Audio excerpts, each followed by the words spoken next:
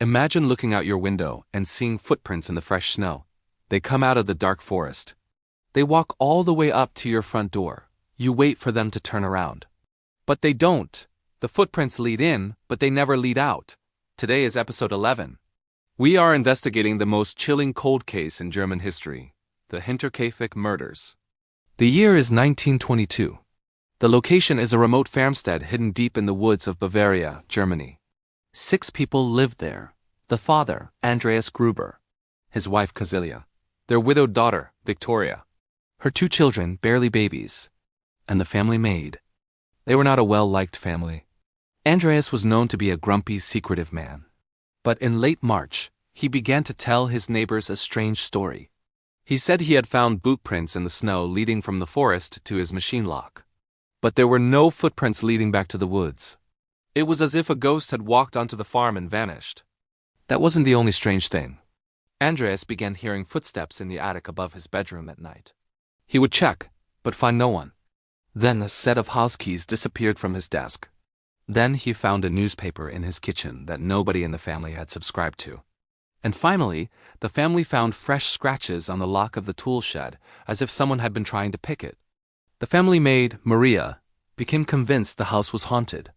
She was so terrified that she quit her job and packed her bags. She told them she couldn't stay in that house for one more night. That decision saved her life. On Friday, March 31st, a new maid named Maria Baumgartner arrived at the farm. It was her first day on the job. It would also be her last. That evening, a strange silence fell over Hinterkaifeck. We don't know exactly what happened, but forensics tell a brutal story. One by one, the 4 adults were lured out of the house and into the barn. Perhaps they heard a noise.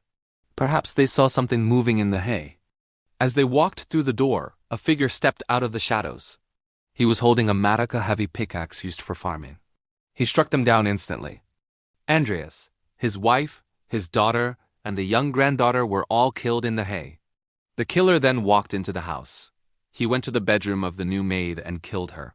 Finally, he went to the crib of the baby, Joseph, and ended the bloodline forever. But this is where the story turns from a murder into a nightmare. The killer didn't leave. The murders happened on a Friday. The bodies weren't discovered until the following Tuesday. When the neighbors finally entered the farm, they noticed something impossible.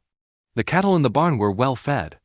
There was food on the kitchen table that had been eaten recently. There was smoke rising from the chimney all weekend. And the bed in the spare room had been slept in. The killer had stayed. For 3 days, he lived in the house with the dead bodies. He cooked meals. He fed the animals. He kept the fire warm. He lived the life of the family he had just destroyed. When police analyzed the scene, they realized the horrifying truth of Andreas' story. The killer had likely been living in the attic for days before the murder. He was the one watching them.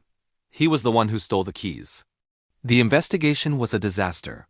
The police took the heads of the victims to Munich to be analyzed by psychics, but they lost the skulls during World War II. Who was it? Was it a robbery? A large amount of cash was found in the house, untouched, so it wasn't for money.